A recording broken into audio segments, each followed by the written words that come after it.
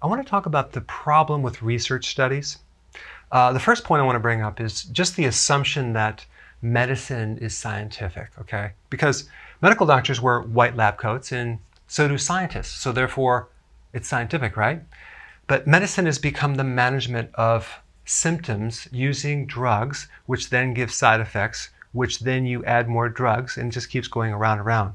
To me, that's not science. Now, I'm not talking about emergency care, you break a bone. I'm talking about just the amount of medication given to people. I think it's like 4 billion prescriptions every single year. That's 13 drugs for every man, woman, and child. To me, that's a bit too much.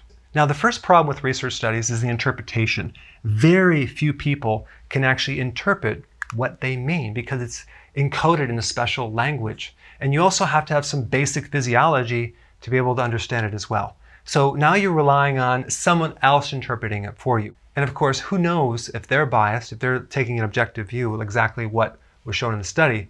But I think it's even third-hand information because you have the researcher that's doing their interpretation of the data, and then you have someone interpreting, and then you get this funnel effect, you know.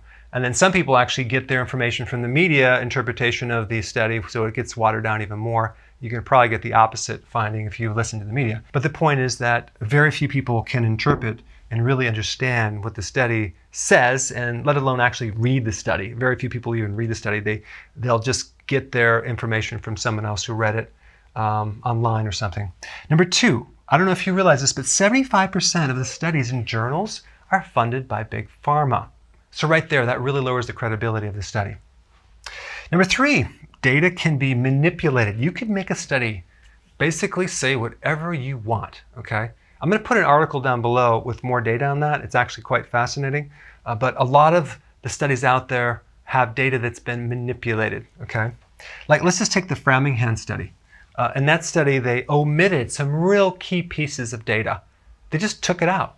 And so they used the data that they wanted to prove their theory. So when you have a researcher going into a study already knowing the conclusion, which is very common, by the way, they're gonna manipulate it how they want it. Okay. There's also corruption going on all the time. So in 1965, the sugar industry paid off some really key, credible Harvard researchers, okay, to downplay the effect of certain research, to kind of ignore it and suppress the effects of sugar on cardiovascular and also sugar on dental decay and emphasize the cholesterol. So there's a lot of corruption going on as well. Number four, it's very difficult to do studies in general and prove something because there are so many variables. How do you isolate something, especially when you're dealing with food? Because the combinations of food, you're isolating a nutrient, you're taking this out. There's so many different compounds, so it is very difficult to do studies, especially if you're doing it on complex food groups and things like that. Now, I just want to let you know I'm not against studies. I just think you should also include this other thing called experience, okay? Which is firsthand you experiencing a diet or a combination of foods to see if it works on you. Of course, you have to have the correct knowledge, but if you apply it, okay, to yourself, you get the experience, then you personally will have the certainty firsthand, and you're not going to be distracted by maybe some of these side studies that will oppose you because you actually got the results. Like in the ketogenic diet, for example, there's not a lot of research, but we have a lot of people have gone through it with amazing results, incredible results, life-changing results. No one's going to tell them it didn't work on them. So don't forget about using your own personal experience, especially when it relates to diet and exercise and intermittent fasting. All right, guys, so go ahead and comment below and tell me what you think about this topic. Hey guys, so there's a whole bunch of people that really need this information.